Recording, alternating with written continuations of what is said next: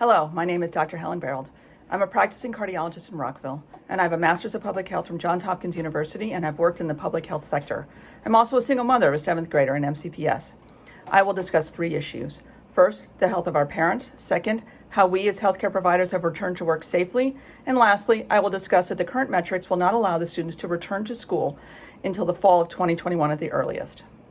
As a cardiologist, I've seen stressed out parents who have developed cardiac conditions including hypertension, chest pain, and atrial fibrillation, caused in part by the stress of their bright children not able to cope with online learning. Parents have broken down in my office over the negative impact they've seen in their own children. The stress of trying to teach their children and do their jobs is overwhelming at times. As you know, stress is a large cause of cardiovascular disease, and while online learning is not solely responsible, it is currently having a significant impact in our county. As a cardiologist, I've had to see patients in person in the hospital throughout the pandemic. We had to figure out how to keep ourselves, our staff, and our patients safe during these unprecedented times. We learned how to don the proper PPE. We successfully overcame the fear, and we were able to do our jobs in a safe and effective manner. On a regular basis, I work with patients who have had to go back to work in person, including some teachers. And we work together to ensure they are emotionally comfortable and adequately protected. I urge you to rely on the hundreds of healthcare professionals in our area to help the teachers and staff overcome their fears and to ensure the process of returning to school in person is done safely. We have done it. Remember, all physicians take an oath to first do no harm. If we did not believe that it is safe to return to in-person learning, we would not be here asking that it start now.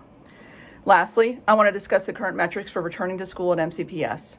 The current metrics are not actually achievable, and if held to this, our children will not return until the fall of 2021 at the earliest. As both a public health expert and a physician who works in the local hospitals, I can tell you that it is safe in Montgomery County for us to return. We have met national and Maryland benchmarks. A vaccine will not be the solution to this problem. We cannot wait for that. A vaccine will not fully protect us against the infection, yet it will only attenuate infection, making those metrics actually impossible to achieve since the virus now has a foothold in our community. I would urge parents to ask how these metrics were developed. Was there input from people who have gone through this process? Were there discussions with neighboring counties who have been successful in returning to in-person learning? I urge you to make this process transparent. We will be living with this virus for many years. It is a terrible thing that has happened to our world.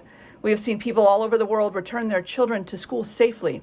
We should study how they've been able to do this successfully. We should listen to the healthcare professionals, the scientists who have stated over and over again that it is safe and absolutely necessary for our children, our future, to return to in-person learning immediately.